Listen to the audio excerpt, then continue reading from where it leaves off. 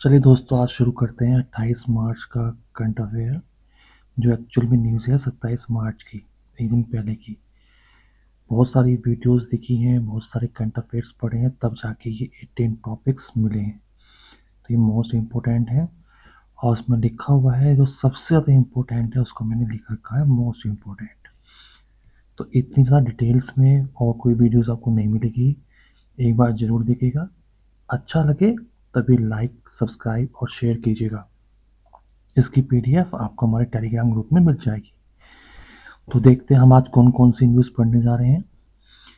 Saraswati Samman, Anmol Yojana, IQ air का world air quality report, world theatre report, morning consult rating आई कौन सा मोस्ट फेमस लीडर है, आर्टिमिस मिशन क्या है, थ्री प्रिंटर आकाशा क्या है, यहाँ पे एक जीप मिला है महाराष्ट्र में, उसकी प्रजाति मिली है वो देखेंगे, कौन कौन सी इम्पावर्ड कमेटी बनी है, एक बुक आई है अनलाइकली पैराडाइज, ये किसकी है, फ्यूल रेशनिंग किसने करी है आज के टाइम में, नेशनल इंडोर एथलेटिक चैंपियनशिप हुई है तो उसमें पोल वॉल्ट का कौन सा फेमस पर्सनैलिटी उभर के आई है, गर्भ आईएनए क्या है, सुप्रीम कोर्ट ने डिसीजन लिया है एससी कैटेगरी के लिए वो क्या है, फर्स्ट इंटरनेशनल फिल्म फेस्टिवल आयोजित हुआ है पहली बार, कहाँ हुआ है, किसने किया है वो देखेंगे, coal desert river bank restoration project कहाँ शुरू हुआ है वो देखेंगे, फार्म 8 2006 कॉन्क्लेव हुई है कहाँ हुई है वो देखेंगे, और कौन बने हैं हाल ही में बीबीसी न्यू डायरेक्टर। तो ये आपको पीडीएफ मिल जाएगी ग्रुप में, बहुत ही मेहनत से बनाई गई है, सब कुछ इसके अंदर है, तो बहुत ध्यान से पढ़िएगा, सब कुछ आपका कवर हो जाएगा। चलिए हम एक एक से शुरू करते हैं बिना टाइम आपका वेस्ट किए हुए। आते हैं पहली स्लाइड्स पे। चलिए, लिखा हुआ है 35वां एंड 35th सरस्वती सम्मान पुरस्कार मिला है 2025, लेकिन ये मिला है मार्च 2026 को, तो ये लेटेस्ट है, एक साल तक यही रहेगा। किसको मिला है, राम कुमार मुखोपाध्याय को मिला है। तो बंगला लेखक हैं ये राम कुमार मुखोपाध्याय। 22 साल बाद किसी बंगला लेखक को मिला है ये, दिमाग में रखिएगा। कौन सी कीर्ति इनके मिला है, तो कीर्ति का नाम क्या है, हारा पार्वती कथा, इनके लिए इनको सम्मानित किया गया है। ये अवार्ड साहित्य के फील्ड में दिया जाता है। और कौन सी ऑर्गेनाइजेशन संस्था जो ये देती है, केकी बिरला फाउंडेशन। पुरस्कार के रूप में 15 लाख नकद, दिमाग में रखिएगा। इसके अलावा देखिए कुछ और अवार्ड्स भी हैं, जैसे मोस्ट इम्पोर्टेंट है, दिमाग में रखिएगा, इंटरनेशनल बुकर प्राइज, और एक होता है बुकर प्राइज सिंपल।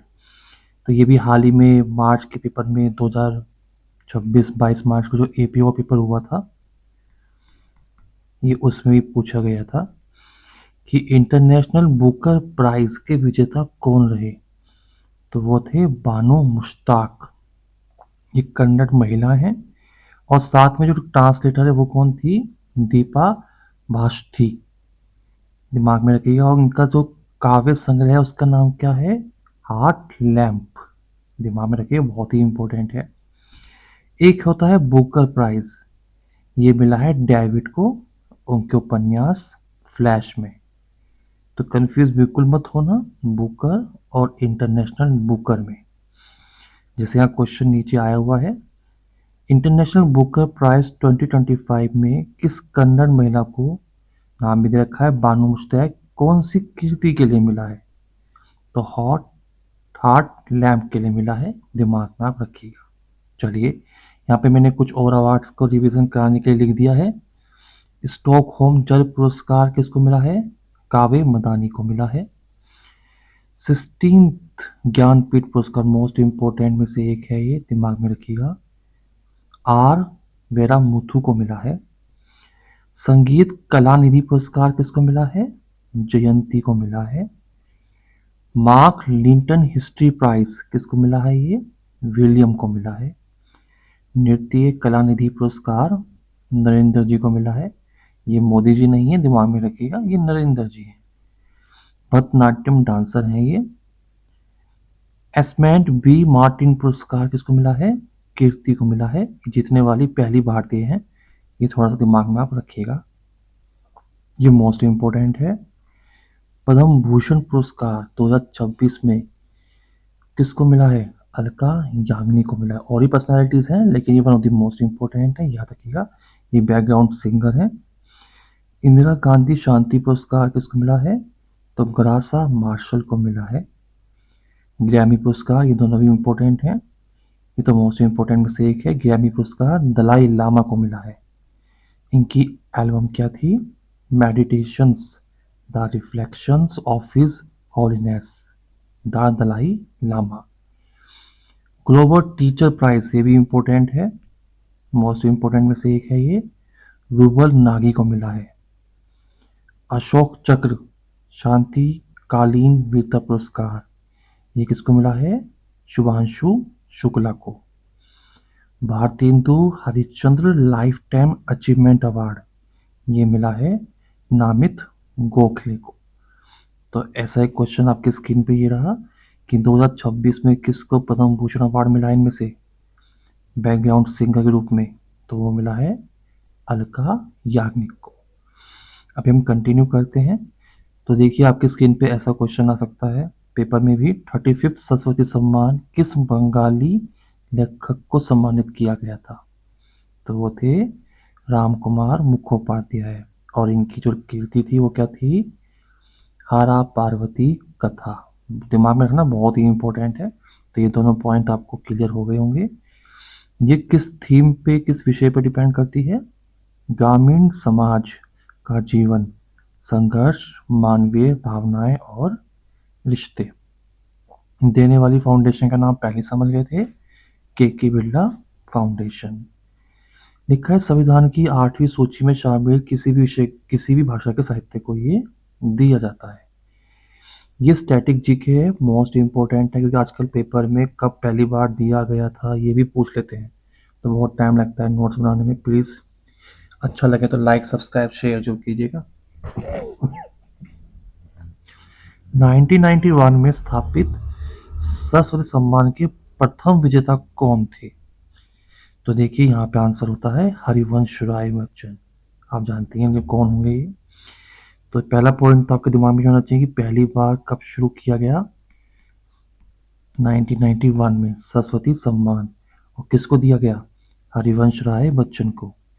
33, 34, 35 तीनों मैंने यहाँ लिख दी हैं, लेकिन लास्ट वाला सबसे इम्पोर्टेंट है, राम कुमार मुखोपाध्याय बंगाली भाषा में हारा पार्वती कथा को मिला है। देखिए 34th मिला था स्वामी नारायण को, साधु बुदेश दास से उनकी उसके लिए। प्रभा वर्मा को मिला था 33 रुद्र के लिए। लेकिन ये सबसे इम्पोर्टेंट है, ये सब जरूर याद रखेंगे। अब हम अपने सेकेंड न्यूज में आते हैं, नाम है अनमोल योजना। तो पेपर में सबसे ज्यादा क्वेश्चन इंपॉर्टेंट ये बनता है कि किसने लॉन्च करी? तो देखिए ये अनमोल योजना लॉन्च करी है दिल्ली सरकार ने। इसका उद्देश्य क्या है? जो भी न्यूबॉर्न बेबीज हैं, यानी नवजात शिशु हैं, उनका मुफ्त आनुवंशिक परीक्षण किया जाएगा। खून की एक ही बूंद से जांच पॉसिबल है और 56 प्रकार की 56 टाइप की आनुवंशिक बीमारियों का जल्द पता लगाने में ये मदद करेगी। तो यहाँ पर आपसे पूछ सकते हैं, दिल्ली सरकार ने चलाई थी योजना, नाम थी अनमोल। कितनी बीमारियों से रिकवर कर सकती है ये, जांच के लिए तैयार कर सकती है? 56 प्रकार की बीमारियों का पता लगा सकती है। यहाँ पे कुछ अलग भी आपको मिलेगा डाटा कि international day of unborn child कब मनाया जाता है? 25 मार्च को मनाया जाता है। तो सबसे इम्पोर्टेंट तो यही है कि किसने शुरू करी, ठीक है ना, ये मोस्ट इम्पोर्टेंट है ये लाइन। चलिए आगे बढ़ते हैं। IQ एयर एक ऑर्गेनाइजेशन है जिसने कौन सी रिपोर्ट निकाली है? World air quality, most important में से एक है ये, तो उसमें पेपर क्वेश्चन सीधे आते हैं, याद रखिएगा। दुनिया का सबसे प्रदूषित देश किसे कहा गया? तो पाकिस्तान को कहा गया है। लिखा है PM 2.5 का जो स्तर है WHO द्वारा मानकों अनुसार वो 13.5 गुना अधिक पाया गया है। कहाँ पर? पाकिस्तान में। लिखा है 143 देशों की सूची में 123 देश विफल रहे हैं मानकों को पूरा करने में। तो यानी कि 123 फेल हुए हैं 143 में से अकॉर्डिंग टू WHO। और ये क्या टेस्ट कर रहे हैं? PM2.5 जो प्रदूषण का स्तर तय करता है। और टॉप पे कौन रहा? पाकिस्तान। अब आता है कि भारत की स्थिति क्या रही, तो भारत रही 6th पोजीशन पर। तो ये पोजीशन आपको याद रखनी है। अब भारत में भी सबसे प्रदूषित शहर लोनी, और ये कहाँ पड़ता है? गाजियाबाद, उत्तर प्रदेश में। तो टॉप 1 पे है पाकिस्तान, बांग्लादेश, तजाकिस्तान। तो 1 2 3 हमें पता लग गई। हमारी पोजीशन है 6 नंबर की। और सबसे प्रदूषित शहर कौन सा है हमारा? लोनी। लिखा है दुनिया का सबसे स्वच्छ शहर कौन सा है? तो न्यू बारविल। ये कहाँ पड़ता है आपके? साउथ अफ्रीका में। यहाँ पे जो PM2.5 है वो 1 मिलीग्राम क्यूबिक मीटर से भी कम पाया गया है। तो ये इंपॉर्टेंट है, याद रखिएगा। तो आपके यहाँ क्वेश्चन ये आ सकता है, दुनिया का सबसे स्वच्छ न्यू शहर न्यू बारविल किस देश में स्थित है? तो आपका आंसर हो जाएगा साउथ अफ्रीका। तो देखिए, इसको मैंने क्वेश्चन के रूप में यहाँ भी लिखा हुआ है जिससे आपको बिल्कुल माइंड में सेट हो जाए। IQ एयर द्वारा जारी वर्ल्ड एयर क्वालिटी रिपोर्ट के अनुसार वैश्विक प्रदूषण के मामले में भारत की रैंक क्या है? तो आप समझ गए होंगे, 6th रैंक है। रिपोर्ट कौन निकाल रहा है? IQ air. ये बॉडी, ये फर्म कहाँ की है? स्विट्जरलैंड की है। इंडिया की स्थिति 6th पोजीशन पर है। पिछले साल ये 5th पे थी, यानी कि सुधार तो हुआ है। तो हम 5th से 6th पे आ गए हैं। ठीक है। और नंबर 1 कौन बना हुआ है? पाकिस्तान। चलिए, कहीं तो नंबर 1 है ये। चलिए आगे बढ़ते हैं। अब देखते हैं इसमें क्या लिखा हुआ है। और डीपली न्यूज़ है इसी के बारे में कि WHO के अनुसार जो PM2.5 है उसकी सेफ लिमिट कितनी है। तो ऐसे क्वेश्चन भी पेपर में आ सकते हैं। तो ये आपका स्टैटिक जीके का वाला पार्ट हो गया। तो ये है 5 माइक्रोमीटर क्यूब। ये देखिए 5। चलिए, लिखा हुआ है जो PM होता है इसका मतलब होता है पर्टिकुलेट मैटर। ये हवा में मौजूद 2.5 माइक्रोमीटर या उससे कम डायमीटर वाले सूक्ष्म कण होते हैं। ये सांस के जरिए सीधे फेफड़ों में चले जाते हैं और गंभीर बीमारियां पैदा करते हैं। ठीक है। तो WHO ने इसकी मैक्सिमम लिमिट बता रखी है 5 माइक्रोग्राम प्रति घन मीटर। और पाकिस्तान में तो याद है ना, 13.5 टाइम्स ज़्यादा था। और भारत का लिखा हुआ है 48.9 माइक्रोग्राम प्रति घन मीटर है, जो सुरक्षित सीमा से बहुत अधिक है। चलिए, अब एक क्वेश्चन और पढ़ लेते हैं जो आपसे पूछ सकते हैं कि एयर क्वालिटी रिपोर्ट के अनुसार दुनिया का सबसे प्रदूषित शहर कौन सा बना है। तो दुनिया का सबसे प्रदूषित शहर इंडिया का ही कौन सा है? लोनी है। तो अगर देश पूछूंगा तो पाकिस्तान है। 6 नंबर पे इंडिया आता है। लेकिन जब शहर की बात होगी तो वो अपना ही शहर है, लोनी, यूपी का। ठीक है ना, जहाँ 112 पाया गया है माइक्रोग्राम पर क्यूबिक। अब देखिए, 3rd नंबर पे भी हमारा है, 4th नंबर पे भी हमारा है। तो ये बना रहता है दुनिया की सबसे प्रदूषित राजधानी। इससे ज़्यादा बैड न्यूज़ क्या होगी कि सबसे प्रदूषित राजधानी हमारे पास है लोनी शहर, सबसे ज़्यादा प्रदूषित हमारे यहाँ पर है। तो ये 2 पॉइंट तो आप याद रखिएगा। और मेघालय का शायद पिछली बार सबसे ज़्यादा टॉप पर यही था, बर्नीहाट। क्या नाम है इसका? बर्नीहाट। और ये कहाँ स्थित है? मेघालय में। इसकी लोकेशन आप याद रखिएगा। चलिए, और सबसे स्वच्छ शहर कौन सा है? न्यू दिल्ली, जो कहाँ पे स्थित है? साउथ अफ्रीका में। चलिए, अब हम आते हैं अपनी 4th न्यूज़ पर। विश्व रंगमंच थिएटर यानी कि वर्ल्ड थिएटर रिपोर्ट 2026 कब मनाई जाती है ये? रिपोर्टिंग डे ये मनाया जाता है 27 मार्च को। तो 27 मार्च को ये मनाया जाता है। इंटरनेशनल थिएटर इंस्टीट्यूट द्वारा मनाया जाता है। 1961 में इसकी शुरुआत की गई थी। रंगमंच के कलाकारों और मानवीय अभिव्यक्ति के सम्मान में इसे मनाया जाता है। इसकी थीम क्या थी? नाट्य कला और शांति की संस्कृति, यानी theatre and a culture of peace. यहाँ पे मैंने कुछ और भी लिख दिए हैं जो इम्पोर्टेंट डेज हैं मार्च के, अगली साइड में भी आप पढ़ेंगे।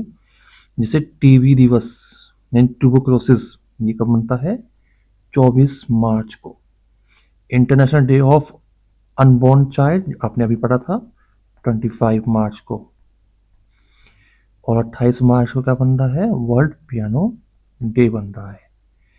तो ये आमतौर पर ये वर्ल्ड पियानो डे है, ये 88 दिन बाद आता है, लेकिन जब लीप ईयर आता है तो ये 29 मार्च को शिफ्ट हो जाता है। ठीक है, तो ये इतना इम्पोर्टेंट नहीं है, नॉर्मल है। तो आप ये डेज तो 100% याद रखिएगा। चलिए आगे बढ़ जाते हैं। तो आपसे नॉर्मल क्वेश्चन ये पूछ सकते हैं, विश्व रंगमंच दिवस हर साल किस दिन मनाया जाता है? तो आपका आंसर हो गया 27 मार्च। आपको उसकी थीम भी पता लग गई है, theatre and culture of peace. ठीक, चलिए हम अगले पर आते हैं।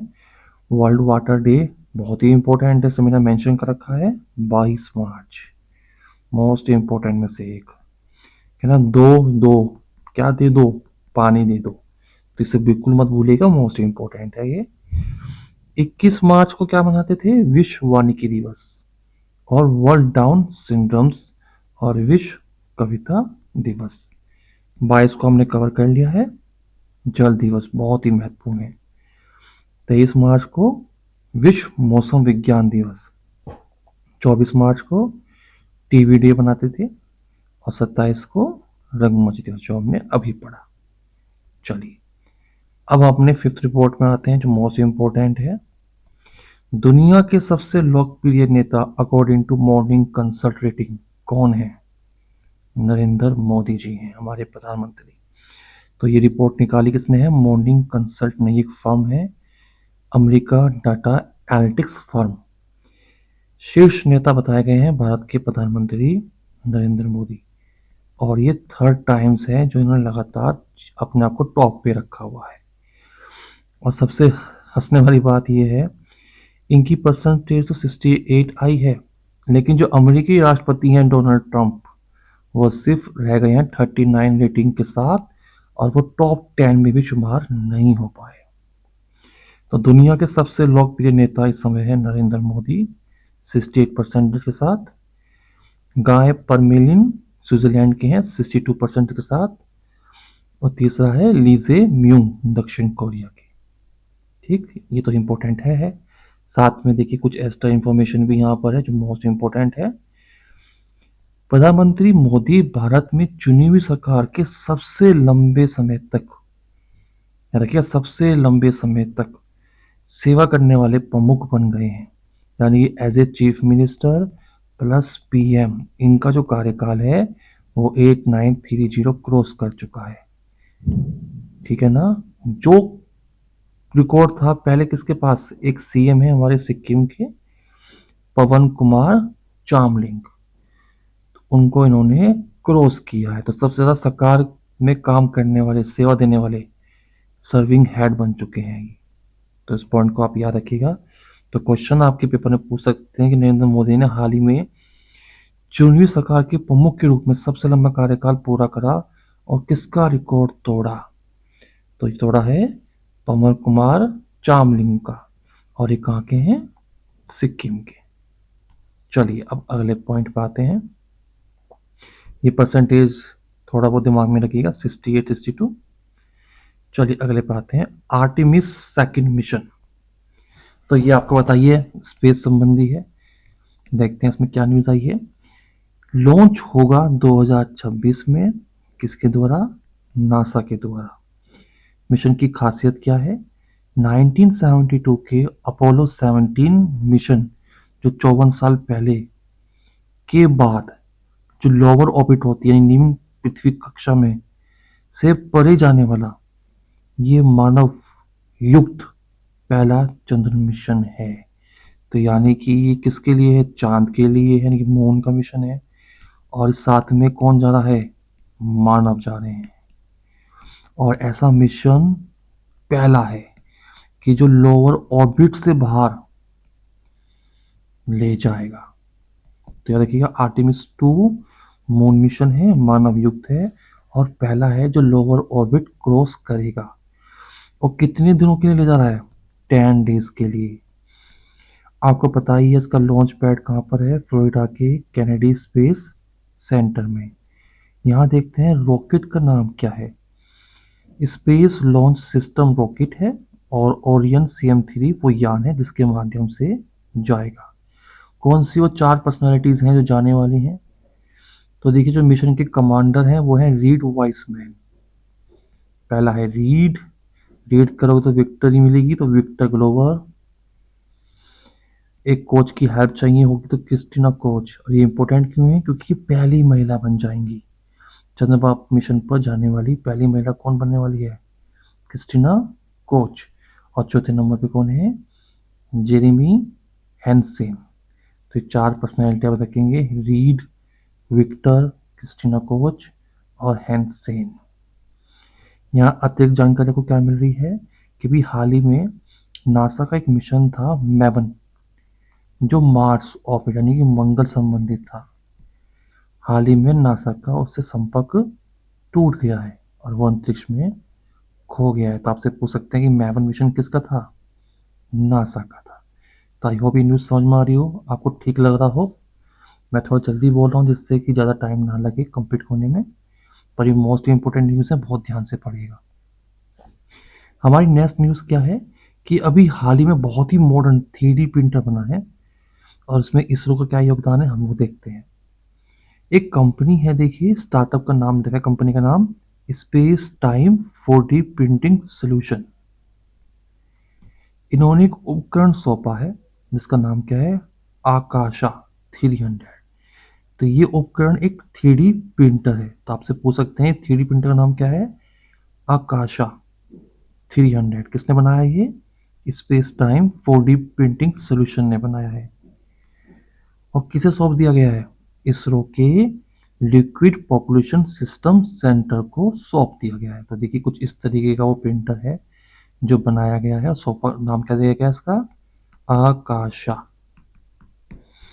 इसकी खासियत क्या है? ये उच्च तापमान वाला बहु सामग्री एक्सट्रूजन 3D प्रिंटर है, विशेष रूप से उन्नत एरोस्पेस अनुप्रयोगों के लिए डिजाइन किया गया है। Engineering grade thermoplastic and composite सामग्री को संभालने में सक्षम है। इसरो से जुड़े कुछ फैक्ट्स भी पढ़ लेते हैं यहाँ पर कि वर्तमान में कौन इसके हेड हैं, अध्यक्ष हैं LPS से संबंधित? वी नारायण। तो मैक्सिमम में यही इंपॉर्टेंट है कि आकाशा क्या है, 3D प्रिंटर है, किसने बनाया है और किसको सौंपा है। जिससे यहाँ क्वेश्चन देख सकते हैं आप कि आकाशा 300 क्या है जिसे हाल ही में इसरो ने LPSC को सौंप दिया गया है। तो एक उन्नत 3D प्रिंटर है। देखिए यहाँ पर एक प्रजाति पाई गई है कॉकरोच की। कहाँ पाई गई है ये? महाराष्ट्र में पाई गई है। नाम क्या है प्रजाति का? तो नियोलोबोप्टेरा पेनिनसुलिस। ठीक है ना। और ये प्रजाति कहाँ पाई गई है? महाराष्ट्र के पुणे में पाई गई है। खोजकर्ता कौन है? भारतीय प्राणी सर्वेक्षण, जूलॉजिकल सर्वे ऑफ इंडिया। ठीक है। तो इसमें एक टेक्निक का प्रयोग हुआ है, वो पहली बार भारत में प्रयोग हुआ है। उस टेक्निक का नाम है DNA बार कोडिंग। ठीक है। ये नॉर्मल न्यूज़ इतनी इंपॉर्टेंट नहीं है, लेकिन यहाँ जो लिखा हुआ है ये मोस्ट इंपॉर्टेंट है। महाराष्ट्र से रिलेटेड है। महाराष्ट्र की नई और पहली महिला डिप्यूटी CM कौन बनी थी? सुनेत्रा पवार बनी है। अभी क्यों बनी है? क्योंकि हाल ही में अजित पवार जी का देहांत हो गया था। आपको पता ही है, इनका प्लेन क्रैश हो गया था। तो ये भी आपसे पूछ सकते हैं। और कौन पहली महिला उप मुख्यमंत्री बनी है? सुनेत्रा पवार बनी है, दिमाग में रखिएगा। चलिए अगले क्वेश्चन पे आते हैं। ये लिखा हुआ है पश्चिमी एशिया संकट। आपको पता है ये वेस्टर्न एशिया में क्या चल रहा है, ईरान के साथ क्या हो रहा है।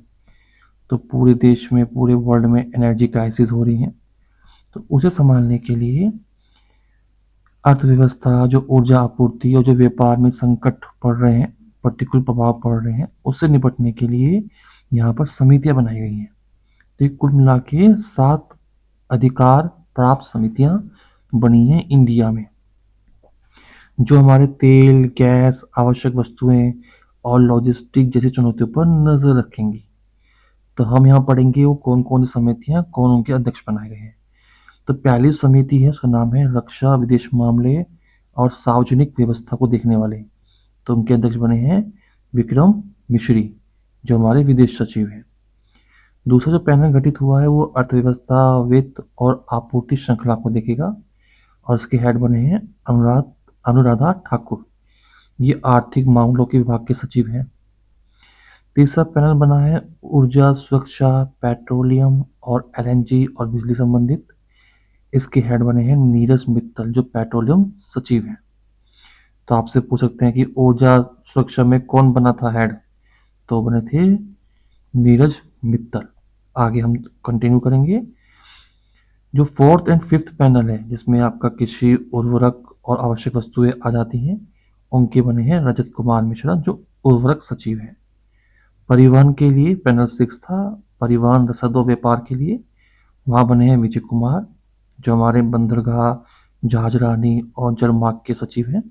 और लास्ट है हमारा सूचना, संचार और जन सहभागिता में, वो कौन बने हैं पैनल 7 के संजय राजू, जो सूचना और प्रसारण सचिव हैं। ये 7 समितियां एक साथ मिलकर वैश्विक आपूर्ति श्रृंखला टूटने के जोखिम को कम करने के लिए नीतियां बनाएंगी, और प्रत्येक अधिकारी अपने विभाग का प्रतिनिधित्व करेगा। तो आपसे पूछ सकते हैं परिवहन, रसद, व्यापार, मार्ग की देखरेख के लिए गठित पैनल 6 का अध्यक्ष कौन बना था, तो आपको याद होगा उनके अध्यक्ष बने थे आपके विजय कुमार। ठीक है, चलिए यहाँ पे एक पुस्तक आई है, पुस्तक का नाम है अनलाइकली पैराडाइज।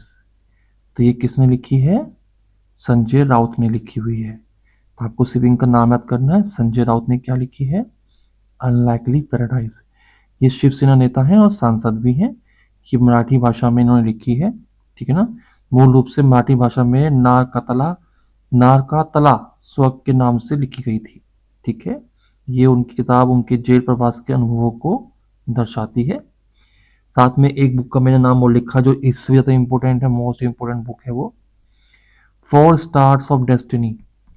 ये किसने लिखी थी, हमारे भारत की जो पूर्व सेना प्रमुख हैं, former chief of army staff MM Naravane.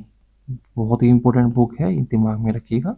तो आपसे इसे पूछ सकते हैं 4 स्टार्स ऑफ डेस्टिनी किसके द्वारा लिखी गई पुस्तक है, ठीक है ना। तो मनोज मुकुंद नरवणे, दिमाग में रखिएगा। चलिए, ये तो भैया 100% पेपर में आना है आपके। ईंधन राशनिंग लागू करने वाला पहला यूरोपीय देश कौन सा बना, तो वो देश बना है स्लोवाकिया। देखिए यहाँ पे स्थित है स्लोवाकिया। ये आपका जो ये इतना आपको हिस्सा दिखाई दे रहा है, इसे बोलते हैं बाल्कन प्रायद्वीप।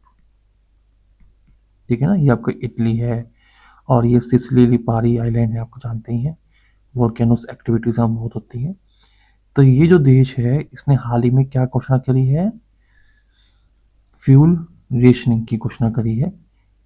तो देखिए, पहला देश स्लोवाकिया यूरोपियन संघ का पहला देश बना है जिसने ऊर्जा संकट के बीच ईंधन राशनिंग लागू की है। इसका कारण क्या है कि अमेरिका, इजराइल, ईरान के बीच चल रहे संघर्ष से आपूर्ति श्रृंखला में जो व्यवधान पैदा हुआ है, उससे लड़ने के लिए ये होती क्या है, आपातकालीन सरकारी नीति बनाई जाती है, जहां पेट्रोल, डीजल, गैस की खपत को सीमित कर दिया जाता है, यानी कि हमेशा लिमिटेशन लगा दी जाएगी इनको खरीदने में, जिससे एनर्जी क्राइसिस और ना बढ़े। तो यहाँ इनकी हमने लिख दी है अधिक जानकारी के लिए राजधानी, कौन सी करेंसी है, कौन इनके प्रधानमंत्री हैं, कौन इनके राष्ट्रपति हैं। इसे आप नॉर्मली रीड अप कर सकते हैं। ये मोस्ट इंपोर्टेंट में से एक जानकारी है कि बुल्गारिया ने हाल ही में यूरो जोन में एंट्री ली थी, और यूरो करेंसी अपनाकर ये इसका 21वां देश बन गया है। तो यानी कि पूरे यूरोप में 21 देश हैं जो यूरो करेंसी का प्रयोग करते हैं। पहले 20 थे, और जनवरी के 3 जनवरी को आपने पढ़ा होगा कि आपका 21वां देश कौन सा बन गया था, बुल्गारिया। बुल्गारिया कहाँ पड़ता है, बुल्गारिया आपके यहाँ पड़ेगा इस साइड में, this is Bulgaria, this is Bulgaria. ठीक है ना, इसके ऊपर रोमानिया, मोल्डोवा, यूक्रेन, ये आपका ब्लैक सी है, बहुत ही इंपॉर्टेंट है, ये टर्की है।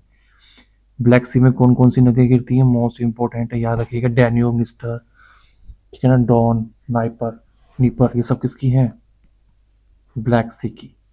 चलिए आगे आते हैं। तो जैसे एक क्वेश्चन पूछा गया है, यूरोजोन का 21 सदस्य कौन सा बना था जिन्होंने यूरो करेंसी अडॉप्ट की थी, बुल्गारिया। चलिए अपनी 12th न्यूज पे आते हैं।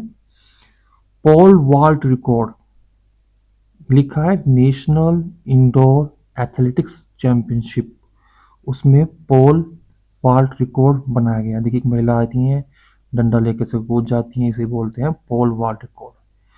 तो क्वेश्चन ये आता है, राष्ट्रीय इंडोर एथलेटिक चैंपियनशिप में महिलाओं के, किसके, महिलाओं के पोल वॉल्ट में 4.22 मीटर कूदकर, कितना, 4.22 मीटर कूदकर नेशनल रिकॉर्ड बनाया है।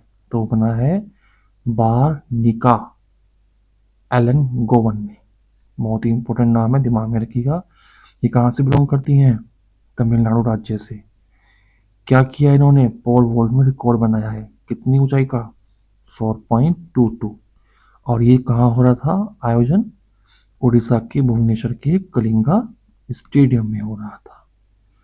तो हम याद रखेंगे, पहले जो रिकॉर्ड था वो 4.21 था, रोजी मीना का, इन्होंने 4.22 कर दिया है। आयोजन स्थल पता लग गया, कहाँ पहली बार ये इवेंट हो रहा है ये पता लग गया था हमें, और ये कहाँ से बिलोंग करती हैं, तमिलनाडु से। तो अब यहाँ क्वेश्चन पूछ रहा हुआ है कि पहला राष्ट्रीय इंडोर एथलेटिक चैंपियनशिप का आयोजन कहाँ हुआ, भारत में, भुवनेश्वर में हुआ है। ठीक है, आपको समझ में आ गया होगा भाई फिगर, ये कौन सा गेम होता है। तो ये वो जगह है और ये यहाँ से बिलोंग करती है, और यहाँ पर हुआ है भुवनेश्वर में, उड़ीसा में। चलिए यहाँ पे देखिए कुछ अन्य रिकॉर्ड के बारे में पढ़ लेते हैं कि पुरुषों की 60 मीटर दौड़ में 6.6 सेकंड में पूरा कर किसने नया रिकॉर्ड बनाया है। 6.6 सेकंड में इन्होंने 60 मीटर दौड़ पूरी कर ली है। तो ये बंदे कौन से हैं, गुरिंदर वीर सिंह है ये। तो इन्होंने 60, गुरिंदर वीर सिंह कहाँ से बिलोंग करते हैं, पंजाब से। 60 मीटर की दौड़ इन्होंने 6.6 सेकंड में पूरी कर दी। ठीक है, 2018 का रिकॉर्ड इन्होंने तोड़ दिया।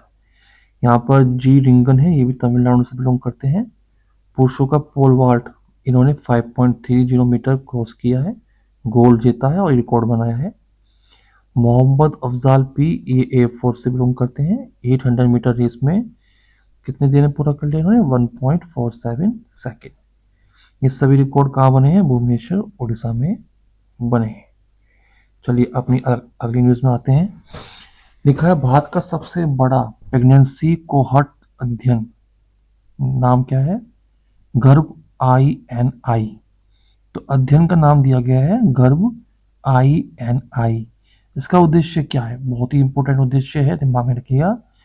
समय पूर्व जन्म की समस्या की पहचान और रोकथाम, यानी कि बर्थ से पहले कौन कौन समस्याएं पैदा हो सकती हैं उसकी रोकथाम के लिए क्या है, गर्भ INI।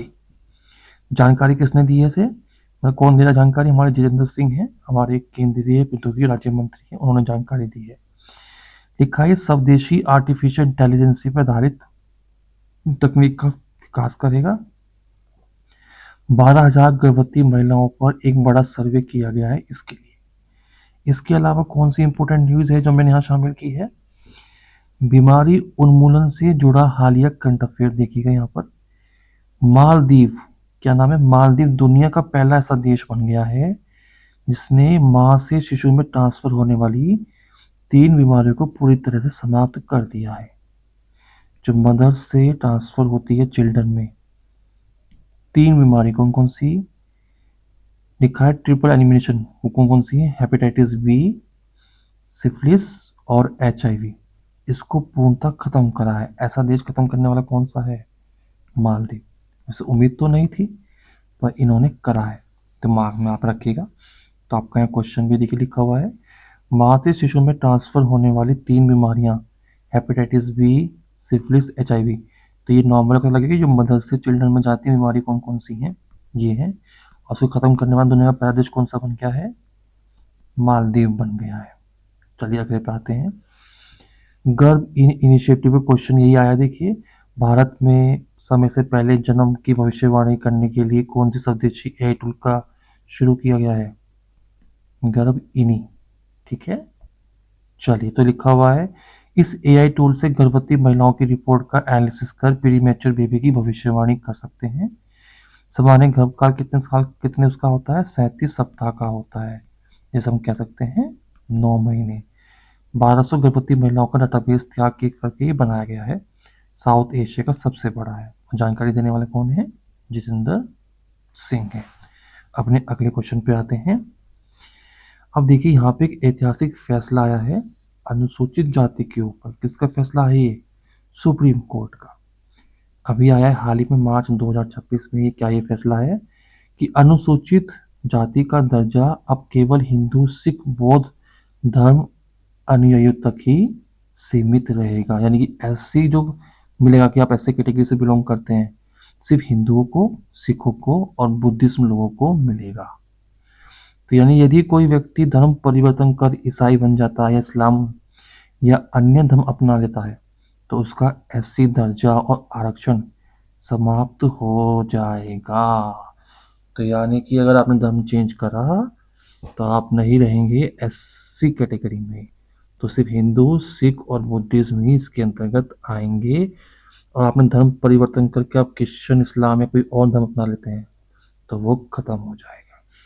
यहाँ पे कुछ इंपॉर्टेंट आर्टिकल्स हैं जो एससी के बारे में कुछ बताते हैं कि 341 में एससी की जानकारी दे रखी है, 342 में एसटी की दे रखी है और 366 इनकी परिभाषा डिफाइन करता है। किसकी? एससी और एसटी की। तो यहाँ पे नॉर्मल सा क्वेश्चन है कि एससी के प्रावधानों की कहाँ मिलेंगे, कौन से अनुच्छेद में मिलेंगे एससी वाले? 341 में मिलेंगे। आपको पता होना चाहिए 330 से लेकर 342 तक special provision for the special classes नाम के आपको भाग देखने को मिलता है संविधान में, जहां आपको ये जानकारी मिलेगी।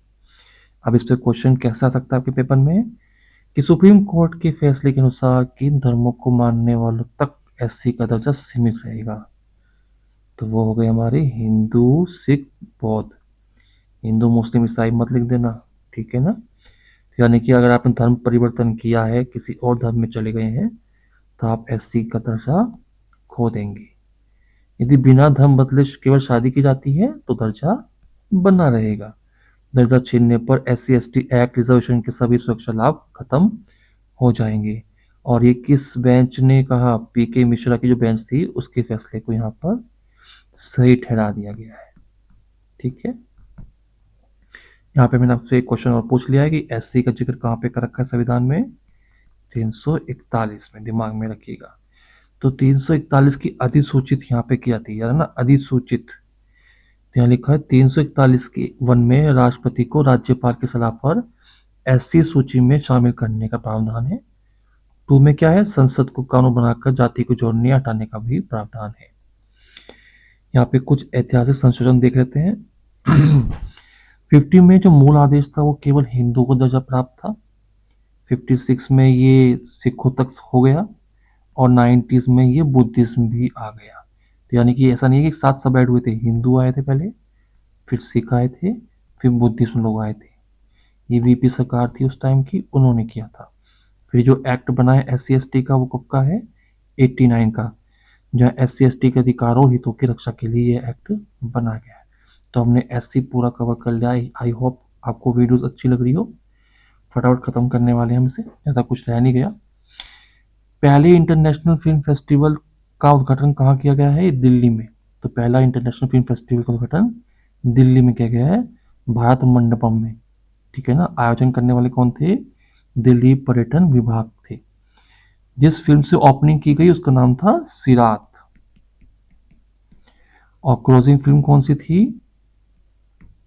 अमीबा। ठीक है ना। यहाँ मैंने अतिरिक्त जानकारी दी है जो मोस्ट इंपोर्टेंट है आपके ऑस्कर अवार्ड की, कि 98 ऑस्कर अवार्ड में बेस्ट फिल्म कौन सी है? One battle after the another. और उसने टोटल 6 अवार्ड जीते। मोस्ट इंपोर्टेंट है ये, याद रखिएगा। इसकी जानकारी और नीचे पढ़ते हैं क्या लिखा हुआ है।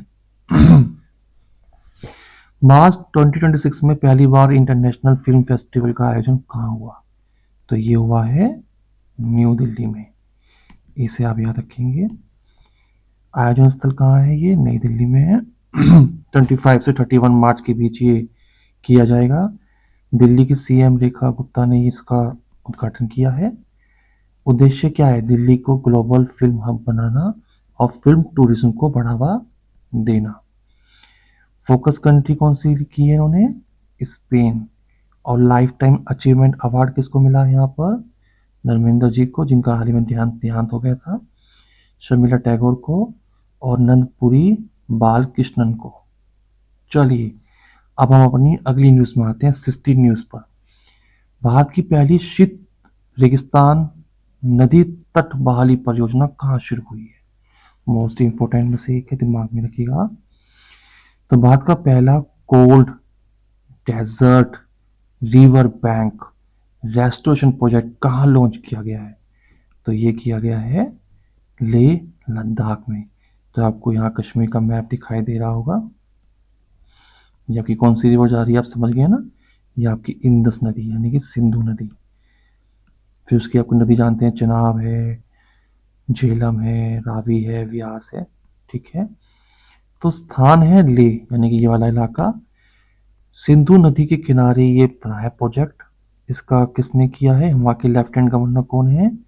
विनय कुमार सक्सेना द्वारा इसका उद्घाटन किया गया है। कोल्ड डेजर्ट इकोसिस्टम को बचाना है। आपको बताइए यहाँ पे कौन सा इकोसिस्टम होता है? Cold desert. यदि आपने बायोस्फीयर रिजर्व पढ़े हैं, कितने बायोस्फीयर रिजर्व हैं भारत में? 18। ठीक है ना, वहाँ पे इसका जिक्र है। मिट्टी के कटाव को रोकना है। तो लद्दाख की लोकल प्रजाति के पौधों को वृक्षारोपण करना है। ये उपाय है कि हम इनको यहाँ लगाएंगे जिससे इसका रेस्टोरेशन हो सकेगा। बिफोर 1% है यानी कि अब 1%। हमारा लक्ष्य क्या है? 5% तक इसे लेके आना। यहाँ पे अगला क्वेश्चन आपका ये हो सकता है कि भारत में सबसे कम वर्षा वाला स्थान कौन सा है जहाँ हिमालय के रेन शैडो क्षेत्र में आता है?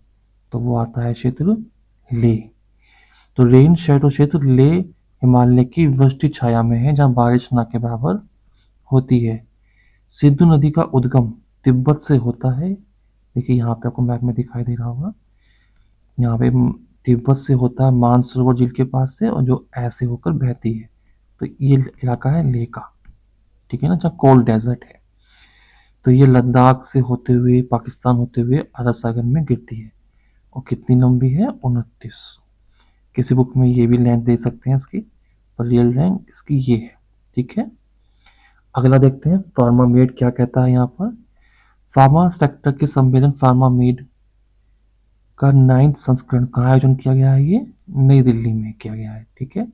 इसमें इतना ही है, इसमें ज़्यादा इंपॉर्टेंट ये नहीं है, सिंपल नई दिल्ली आप याद रखिएगा। इससे ज़्यादा इसमें कुछ आएगा नहीं। अगला जो आपका लास्ट है, बीबीसी के नए डायरेक्टर किसे बनाए गए हैं? तो वो बने हैं मैट बिटेन। ठीक है जी, क्या बने हैं? बीबीसी के। ये कम्युनिकेशन बताइए आपको क्या करता है बीबीसी? तो ये पहले क्या करते थे, इतना इंपॉर्टेंट नहीं है। बीबीसी की थोड़ी जानकारी पढ़ लेते हैं। ये यूके का पब्लिक सर्विस ब्रॉडकास्टर है। ये इंपॉर्टेंट है कि 1922 में गठित हुआ था, लंदन इसका हेडक्वार्टर है। और वर्तमान चेयरमैन कौन है इसके? समीर शाह है। और मई के बाद कौन बन जाएंगे इसके? अब मैट बिटेन बन जाएंगे। आपके सारे क्वेश्चंस मैंने कवर करा दिए हैं। करीबन 18 क्वेश्चन हमने कवर कर लिए हैं अभी तक। आई होप आपको ये लेक्चर बढ़िया लगा हो, ठीक लगा हो। अगर अच्छा लगा हो तो प्लीज़ लाइक सब्सक्राइब शेयर कीजिएगा। और जो सबसे इम्पोर्टेंट है वो मैंने यहाँ पे लिख दिए हैं। कल हम फिर मिलते हैं, फिर से इसे कवर करेंगे। तब तक के लिए, और हाँ, ये टेलीग्राम पे आपको मिल जाएगा PDF। ठीक है। तब तक के लिए अपना ध्यान रखिएगा।